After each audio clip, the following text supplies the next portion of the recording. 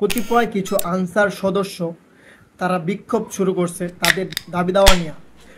দেশের এই সংকটময় পরিস্থিতিতে যেখানে রিস্কাওয়ালা থেকে শুরু করে বন্যার্থদের পাশে দাঁড়াইছে শিশুরা পর্যন্ত, শিশুদের জমানো টাকা, মাটির ব্যাংকের টাকা তারা বন্যার্থদের জন্য দিতেছে, তারা এই সময় বিক্ষোভ করতেছে। এটা কতটা যুক্তিসঙ্গত এটা আমার মাথায় আসে না। আসসালামু আলাইকুম, আশা করি সবাই ভালো আছেন। এটা পুরো অফ টপিক, এটা এখন সবাই চাপা পড়ে গেছে। যারা বন্যার্থদের জন্য চিন্তিত তারা এই টপিক নিয়ে মাথা মোটেও ঘামাইব না, কারণ এটা মাথা ঘামানোর মতো কোনো ঘটনাই না। বর্তমান সময়ে কিছু আনসার সদস্যরা বিক্ষোভ শুরু করছে তাদের দাবি দেওয়া নিয়ে। তারা এই 17 বছর কই ছিল আমি জানি না, কিন্তু তারা এখন বর্তমানে বিক্ষোভ শুরু করছে। ফেসবুকে ঢুকলেই এই বিক্ষোভগুলো দেখা যায়। তারা তাদের জাতীয়করণ চায়, তাদের কিছু দাবি দেওয়া আছে। বর্তমান সময়ে যেখানে রিস্কাওয়ালা থেকে শুরু কইরা বাচ্চারা পর্যন্ত, বাচ্চারা যে মাটির ব্যাংকে টাকা জমাইছে ওই টাকা বন্যার্থদের জন্য দান করতেছে।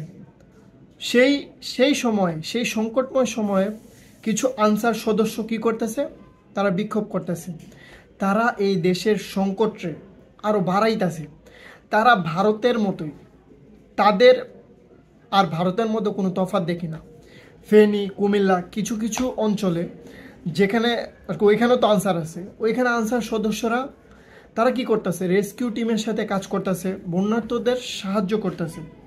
আর কতিপয় কিছু ঢাকায় আছে, তারা সচিবালয় ঘেরাও করা, তারা আন্দোলন করতেছে। এই 17 বছর তারা কই ছিল? আওয়ামী লীগের আমলে সরকারের মদতে থাকা যেই পাপিগুলা ছিল তাদের প্রশিক্ষণের জন্য টাকা আনতো, আনসারদের প্রশিক্ষণ না করা ওই টাকা তারা মাইরা দিত। তখন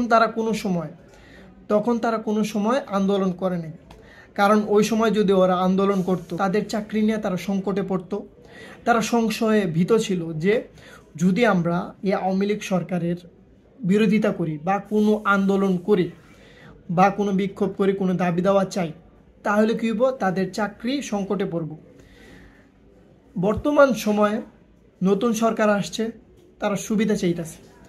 কুমিল্লায় কিছু কিছু স্থানে ডাকাতি করতেছে। কারা করতেছে? কুমিল্লার মানুষই কিন্তু ওই ডাকাতিগুলো করতেছে। কুমিল্লার মানুষই কুমিল্লার বাসায় ডাকাতি করতেছে। ঢাকা থেকে যারা সাহায্যের জন্য গেছে তারা বিপদে পড়তেছে। কাদের দ্বারা বিপদে পড়তেছে? যাদের জন্য সাহায্য করতেছে তাদের জন্য বিপদে পড়তেছে।